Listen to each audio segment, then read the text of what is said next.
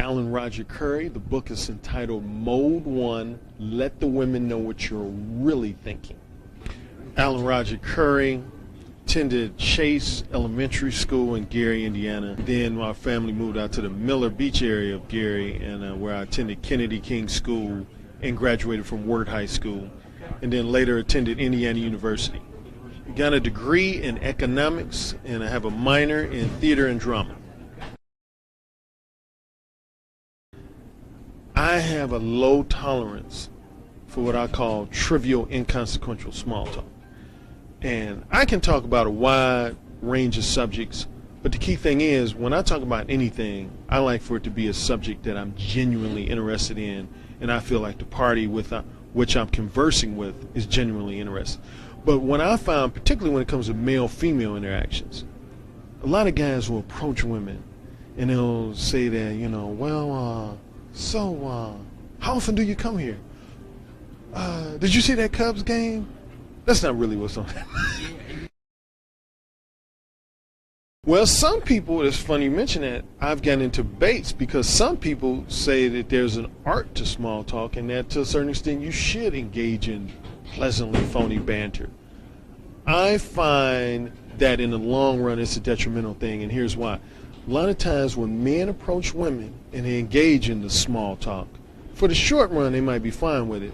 But let's say a man approaches a woman, engages in 45 minutes of this trivial, inconsequential small talk. And at the end of the conversation, the woman says, when he finally does say, hey, let's go out to dinner this Friday or whatever, she says, oh, you're a great guy, but, I'm getting back with my ex-boyfriend this week. What the guy says is, oh, man, I just wasted 45 minutes talking to her for nothing. Yeah. I've seen that situation happen dozens of times. A quadrant of what I described as 4 modes of verbal communication that I feel that men tend to operate in. I'll save mode 1 for last. I'll start off with mode 2. Mode 2 is conversational behavior that I would say is representative of your typical Mr. Nice Guy type, Mr. Perfect Gentleman. He wants to always present himself as very polite, very well-mannered. He wants to avoid saying anything that can be perceived as too provocative, too forward, controversial. He's the guy that when he leaves a woman's presence, he wants that woman to tell her girlfriends, oh, he was such a great guy. He's such a nice guy. He's a sweetheart. He doesn't want his reputation compromised in any type of manner. And that, in the short run, that can be a good thing, but it has its detriments, as I talk about in the book. I can talk about that a little later. Mode 3, that's your classic guy who, say, meets a woman. He knows he's interested in dating her and have some type of romantic interaction with her, but because of his fear of expressing that, he pretends to be content with just a platonic interaction. What do you call the play brother. Yeah. You always hear women say, yeah, I got this guy, he's like my play brother, and a lot of guys, they go with that. They'll say, yeah, I'm Linda's play brother. I'm sorry, it's bull, Gerard, man. The brother really wants to hook up with that woman in a more than platonic manner. That's mode 3. Mode 4 is when you've previously exhibited mode 2 and or mode 3 behavior, and you didn't get the reactions you wanted, you didn't get the responses you wanted, and now you're resentful. I'm sure you've run across a lot of guys who just had that chip on their shoulder towards women. I call them the misogynistic revenge seeker. They're like, oh man, all women ain't nothing. I hate all of them. Forget all of them. They ain't nothing but a bunch of, I can't stand them. So their whole attitude is antagonistic towards women because they've been hurt. They feel like they've been disrespected, excessively rejected, etc. So now they're bitter. And that's what I call the mode 4 zone. Mode 1 is when you've reached a point where you just are totally self-assured. You express yourself in a very confident manner. You're very upfront and straightforward with whatever your desires, interests, and intentions are in regards to dating. And if those interests are not reciprocated, you're basically like, so what?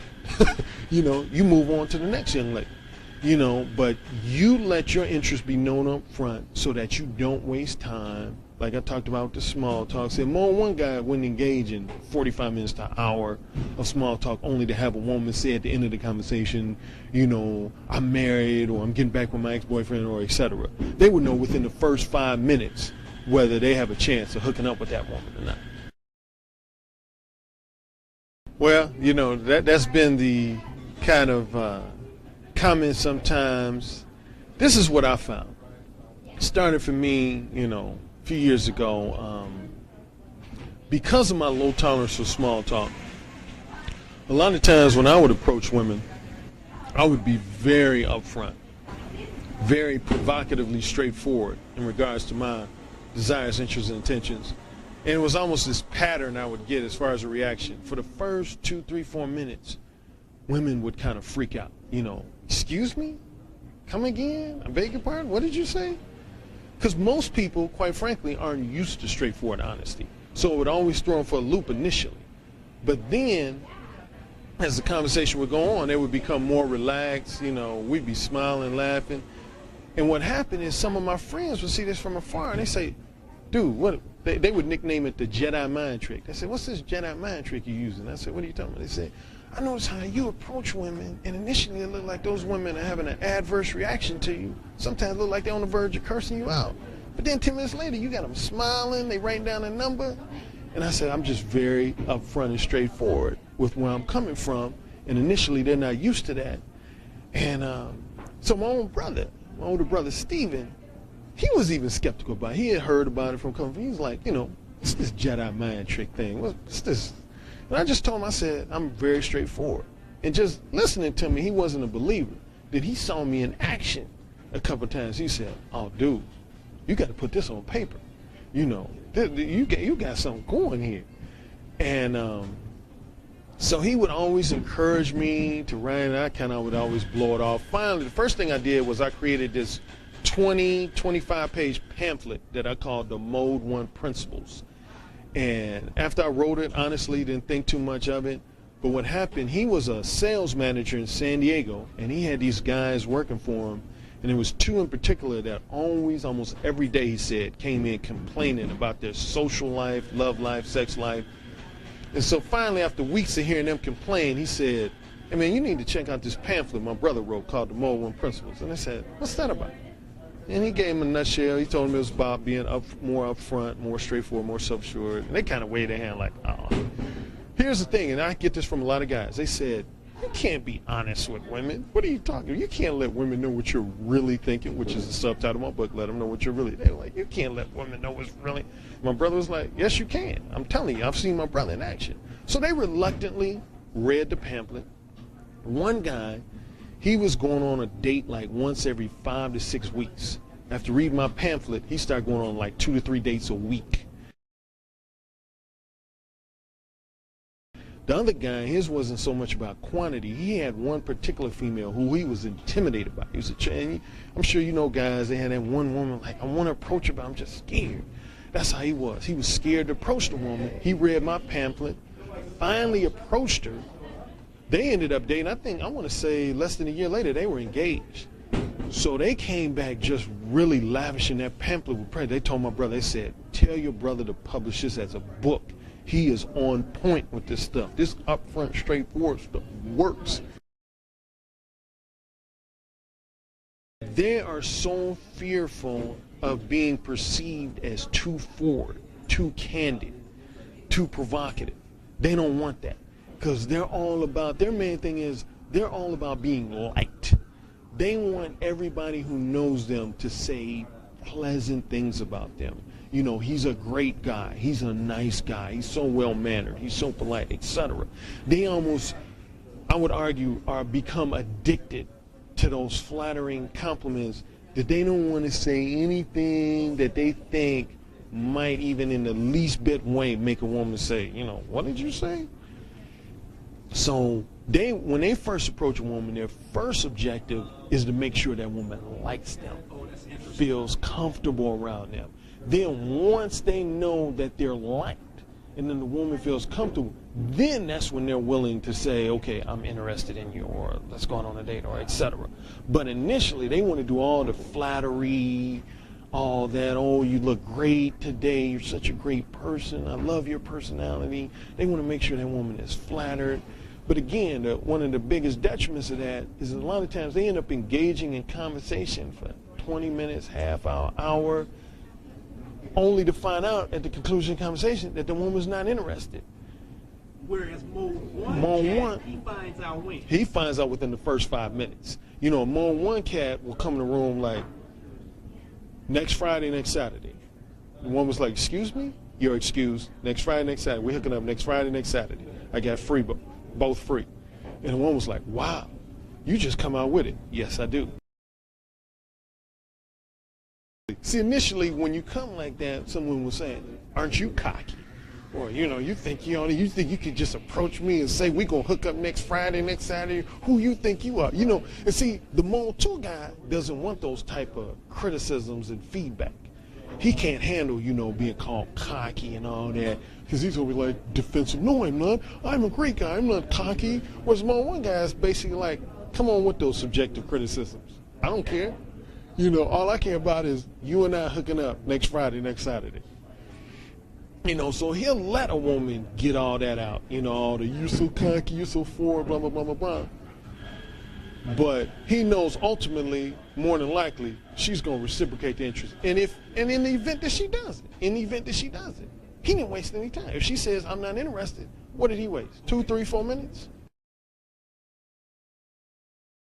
In my matrix, I kind of divide each of the 4 modes of behavior. I describe in 2 perspectives. One is strong versus weak behavior, and one is effective versus ineffective behavior. What I generally define as strong behavior is behavior that cannot be easily influenced by others.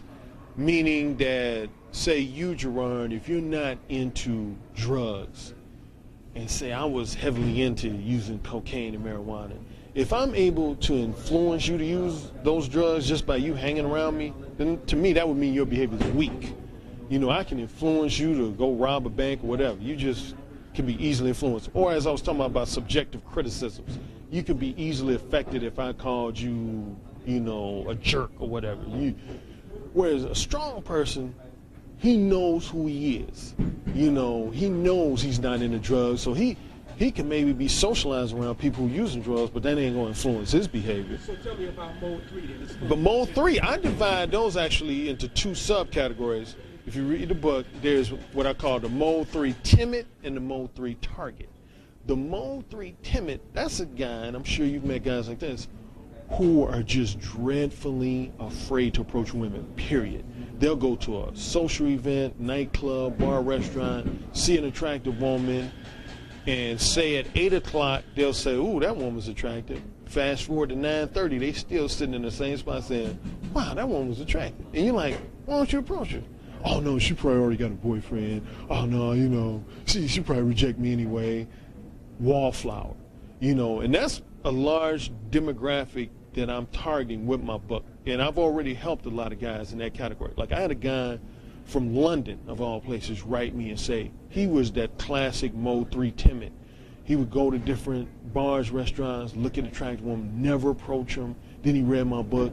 Now he starts approaching them. And, you know, he's gotten his share of rejection, but he said it doesn't bother him because now he's Mode 1. But yeah, that's the Mode 3 timid. Mode 3 target is what I like to think of as a guy who was formerly a Mode 3 timid, but now because he has a great job, he's driving a Mercedes, got a house on the beach, he uses his money and material possessions as the basis for his false confidence, I call it. So what he'll do, he'll approach a woman, but what he'll immediately start talking about is what he has. He'll say, hey, you know, I have a degree from Harvard, you know, and my Mercedes is right outside, and I own a house on the beach. And 90% of his conversation will center around that, you know. Yes, I invest in a lot of stocks and bonds. I'm going to be what? Because he thinks that's going to impress the woman. But then he's still reluctant to tell that woman he's interested. Even if the woman asks him, are you interested? He'll say, no, I'm just looking for a good friend. If there's one chapter I get the most feedback from women, it's chapter 6. And that's when I introduce the terms of the what I refer to as the wholesome pretender and the erotic hypocrite. A wholesome pretender, that's the woman who knows, honestly, that she kind of has her wild side, her kinky side, or if at minimum, she will occasionally indulge in casual sex. But publicly, she will give off the impression that she's Little Miss Innocent, Little Miss Wholesome, that she will only have sex within the context of a serious committed relationship. So if you were a guy who say was Mode 1 with her and say your only interest was casual sex, and you approach, initially she's going to give you that adverse reaction, like, oh my God, what did you say? You know, I don't believe you, talking about having casual sex with me. But honestly, really, that's just a test to see if you really got the backbone to stick by what you say. So the worst mistake you can make with a wholesome pretender, if you immediately were to apologize, like, oh, did I make you feel uncomfortable? See, they're going to eat you alive. But if you come at them with, yeah, I said it, and they'll keep testing you, then they'll relax in the conversation. EH is a variation of the wholesome pretender, only she's more manipulative than a wholesome pretender, more materialistic. EH is a type of woman that would actually date, and I would say in some cases marry, a guy that she's really not attracted to. Going back to that Mode 3 target type guy, because honestly, I've met women like this. Particularly when I lived in Los Angeles, I used to work for some of the movie studios. I worked with some women who were just gorgeous. And I would notice that they were married to guys or dating guys that had the trappings, the Porsche, the Ivy League degree. But I could tell just from talking to them that they weren't really interested in the guy. Matter of fact, a couple of them, they would have other guys coming to visit them that were more raw, maybe tattoo, earring on a motorcycle, but they didn't have the trappings. So I would ask them, I say, why are you dating or why are you married to this guy, but on the side? They say, oh, because he got the great job. He got the financial stability that I want. Oh, man, they going to get manipulated for days. Exactly. When you exhibit Mode 1 behavior, one of the things I found, it makes you much more capable of identifying an EH very quickly. You'll know within your first conversation if a woman is an EH. I had a presentation for a singles organization in Chicago, and I can tell certain things I said really enlightened the crowd who was listening. And I would say probably one of the top 3 things I said that really had people, rubbing their chin and shaking their heads like, is I made the point that I found through my experience and observation that the only way you can really be manipulated is if deep down you're trying to manipulate someone yourself. In other words, when you're upfront and straightforward with your interests, then it is next to impossible for a person to manipulate. Let me give you a couple examples. Let's say I wanted to borrow $1,000 from you, and I just come out and say, Gerard, I want to borrow $1,000. You're in a position where you either can say yes or no. Now let's say I wanted to borrow $1,000 from you. This would be kind of what a Mode 2 guy would do. Instead of coming out straightforward and saying that, I say, hey Gerard, you want me to wash your car for you? You're like, oh sure, go ahead. Hey, I know you're busy. You want me to do some groceries for you? You say, hey, okay, go ahead. You thinking, hey, this guy's being great. So I'm trying to do these favors to butter you up. Then after I do, say, 5 favors for you, I say, hey, by the way, can I borrow $1,000? You're like, oh, hell no. See, now I'm bitter. I'm like, man, I washed this car. I did the groceries. But did you ask me to? No, I was trying to manipulate you. Number one, as I've just mentioned, you cannot be manipulated by women. You're not being manipulative. You don't waste time. And a woman knows clearly what your interests are. There's no vagueness. There's no ambiguity. She's, because sometimes a man will interact with a woman, she's like, is he interested? Not interested? Like a lot of times, guys will assume because they ask a woman, say, out to lunch or dinner, that automatically means that that woman knows he's interested. But I've heard a lot of women say, oh, I thought he was just being nice. A woman with a boyfriend will accept a lunch date because she think the guy just being nice. Asking a woman to lunch is not the same thing as saying, I'm interested in dating you. And what I'm saying is, if you are interested in dating someone, you need to just straightforwardly say, hey, my name's Ralph. I'm interested in dating you. How can that happen? Alan Roger Currie. The book is entitled Mode One, Let the Women Know What You're Really Thinking.